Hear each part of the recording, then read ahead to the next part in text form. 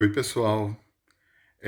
Bom dia, boa tarde, boa noite. Eu não sei quando você está assistindo essa videoaula, mas o importante é que você está aqui e está tentando estudar.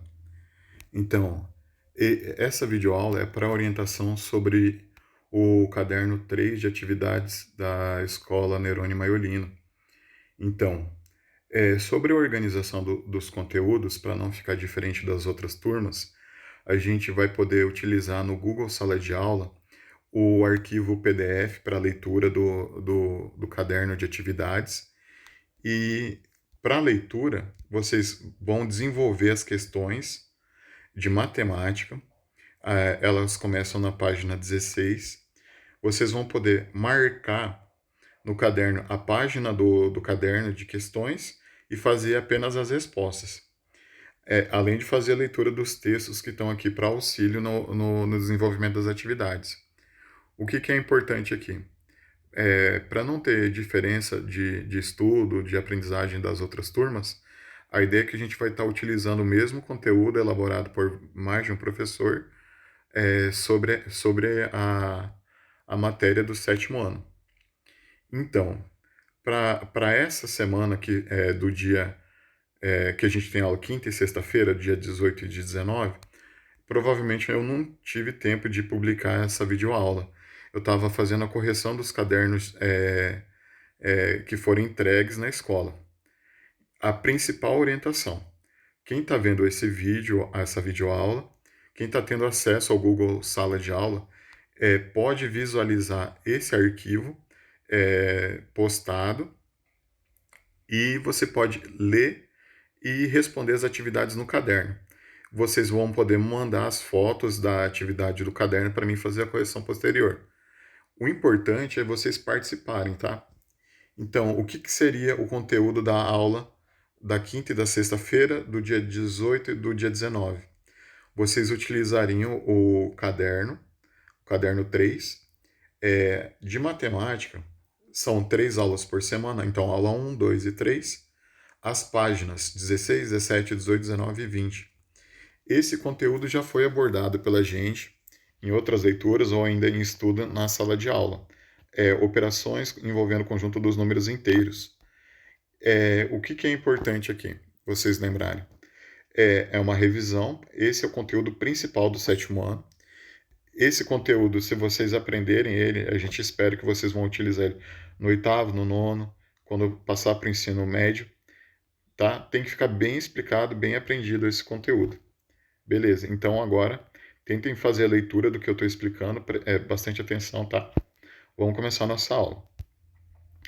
Então, sobre o conjunto dos números inteiros, a gente tem 3 tipos de números inteiros: o zero, os inteiros positivos e os inteiros negativos.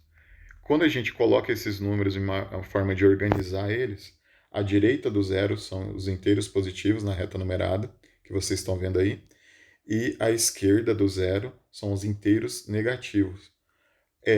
Aqui tem uma noção já de número oposto. A ideia do oposto é um número a apresentar sinal positivo e outro negativo. Além disso, eles têm o mesmo módulo, o mesmo tamanho. Por isso que a gente chama eles de simétrico. Então, o 3 positivo que está à direita do zero, o tamanho dele, o módulo dele, é 3 unidades. O, o número 3 negativo, o módulo dele é 3 unidades. O tamanho, eles são iguais, mas eles estão em lados opostos, em sentidos opostos. Um é positivo, outro é negativo. Nessa noção, a gente vai colocar algumas questões aqui envolvendo oposto ou simétrico. E aqui na questão ainda 2 e 3 apareceu uma noção de sucessor e antecessor. Se a gente pensar na reta numerada como uma sequência e organizar isso, sucessor é o que vem depois do número à direita. Você tem que pensar, então, quem é o sucessor do menos 6? Ou tentar imaginar quem está à direita dele na posição da reta numerada. Na questão 3, qual número tem o oposto igual ao antecessor de 8? Primeiro vocês vão definir quem é o oposto, ou simétrico aí no caso, e definir quem que é o antecessor. A orientação, quem que é o antecessor?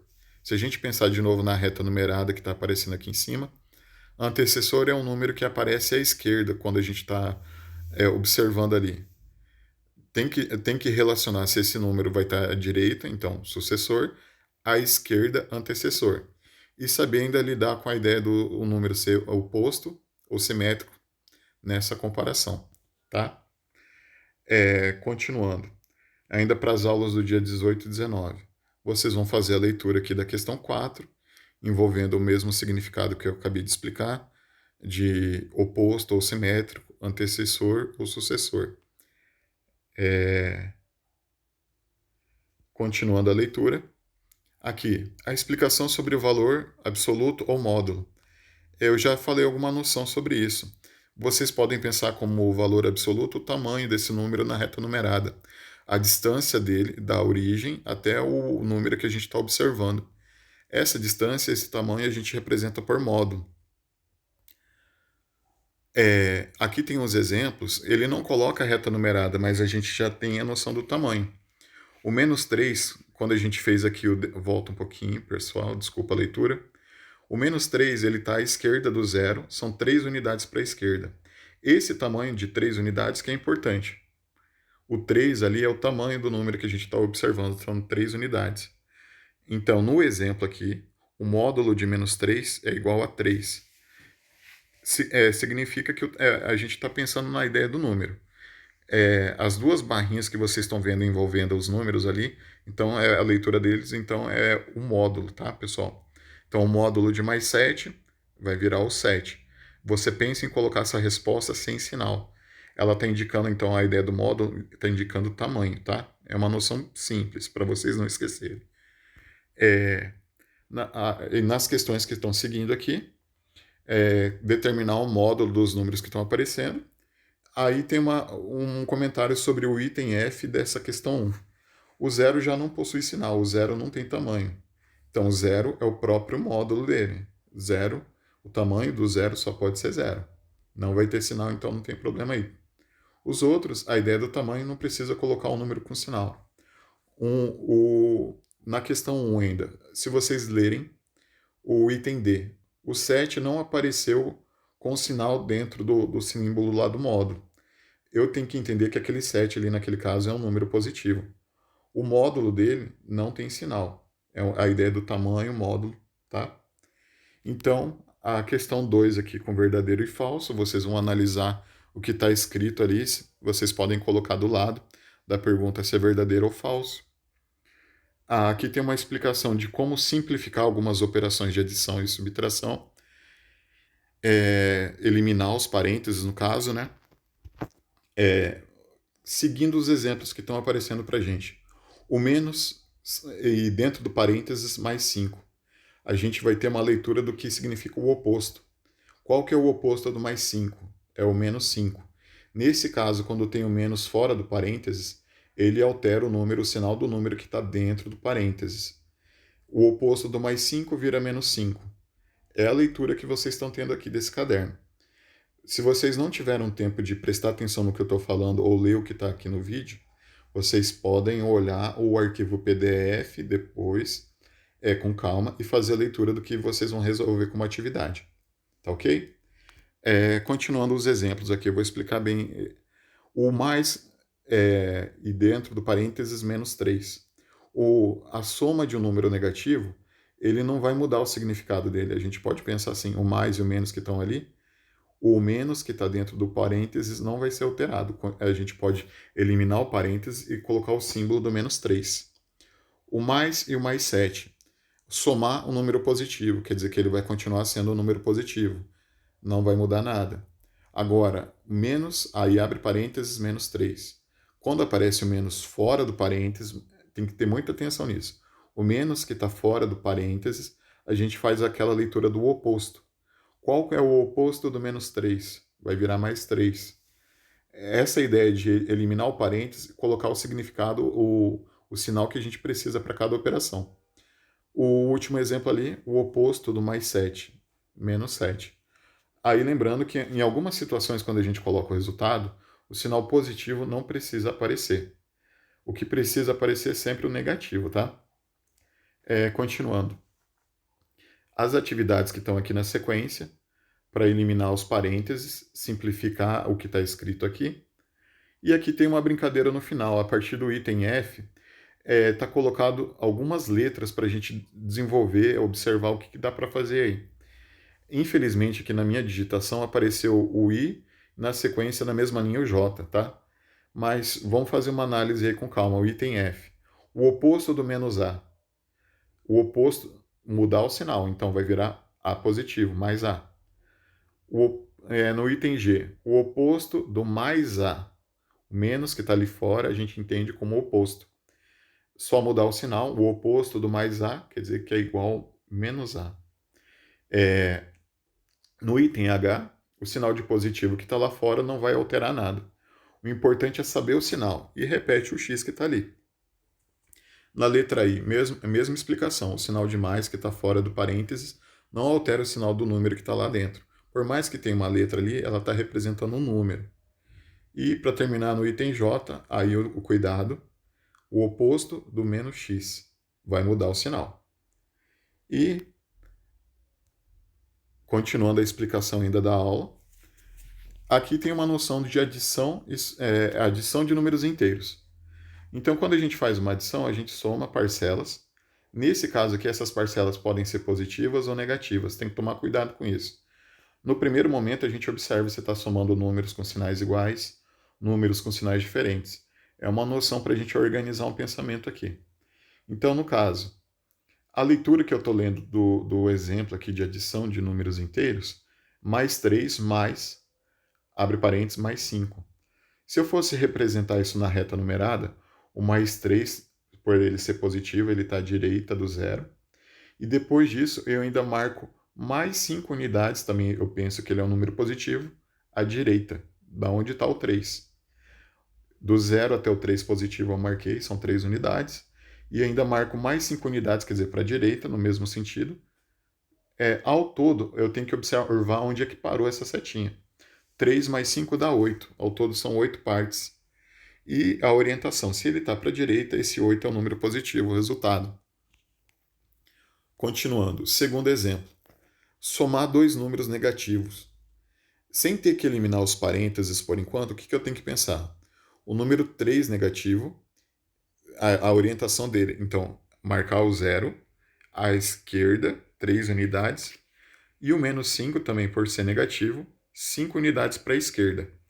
Eu marquei primeiro 3 unidades à esquerda, depois ainda 5 unidades à esquerda. Eu vou contar onde parou essa reta numerada. Parou em cima do menos 8.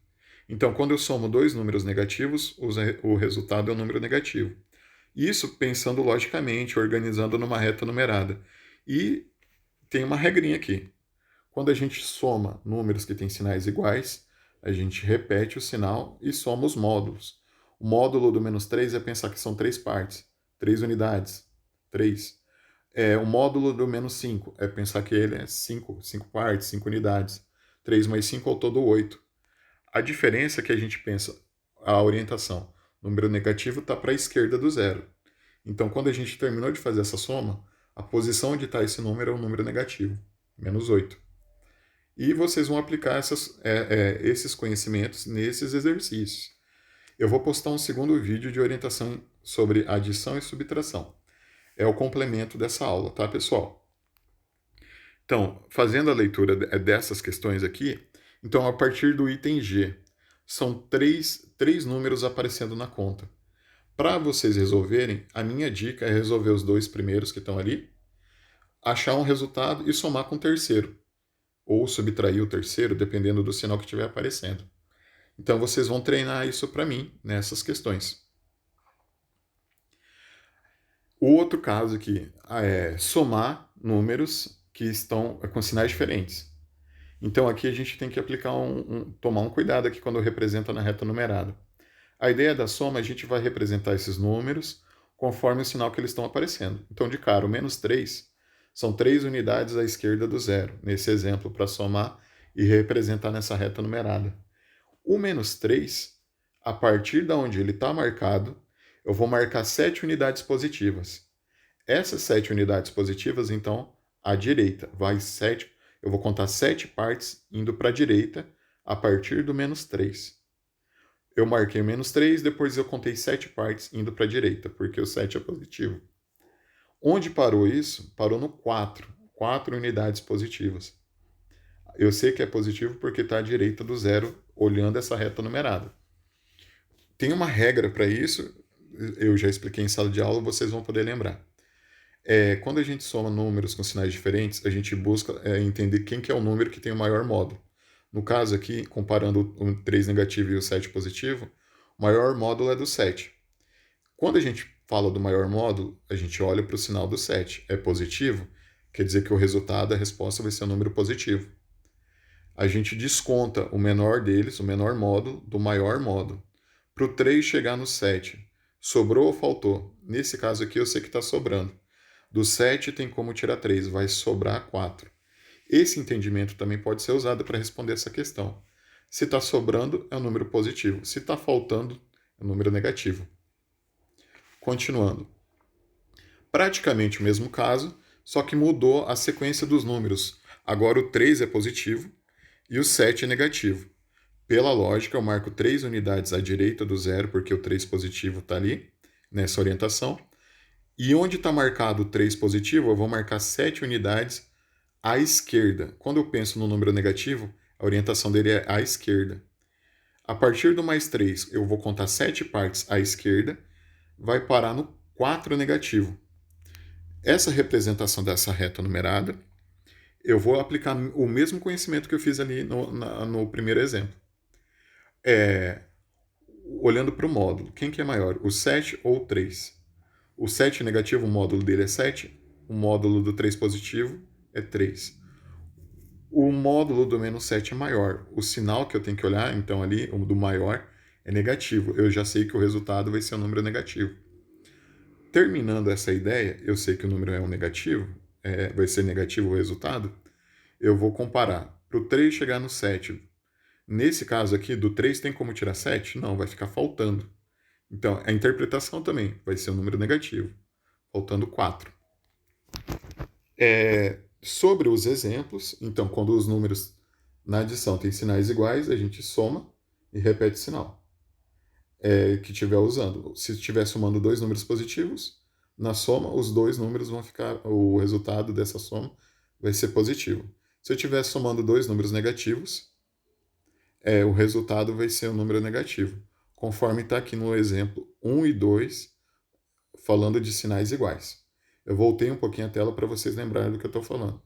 Somar 2 números positivos, o resultado é um número positivo. Somar 2 números negativos, quer dizer sinais iguais também, o resultado é um número negativo. Repetir o sinal. Aqui, quando a gente utiliza sinais diferentes, no exemplo 1 e no 2, a gente tem que se preocupar em encontrar... Desculpa, tá calor, tá, pessoal? Eu não liguei nada para não fazer barulho. No exemplo 1 e no exemplo 2, aqui a gente tem sinais diferentes. A gente tem que observar quem que é o maior módulo, qual número tem o maior módulo. A gente anota o sinal desse número que tem o maior módulo para ser o resultado. E a gente desconta. O do maior para o menor. Vai sobrar ou vai faltar? O maior módulo menos o menor módulo. O que sobrar disso a gente vai estar observando na resposta. Tem mais algumas questões aqui para vocês treinarem essa noção. Somar 2 números com sinais iguais ou diferentes. Opa, voltando um pouquinho. E no item 2, quando aparecer 3 números para adição ou 4 números como está ali, a dica é resolver os 2 primeiros que estão aparecendo e o resultado que der a gente usa com o terceiro número aí. Se precisar de mais alguma orientação sobre esse tipo de atividade, a gente passa na próxima aula. Por enquanto, muito obrigado por ter participado até aqui. Vamos continuar estudando, tá, pessoal?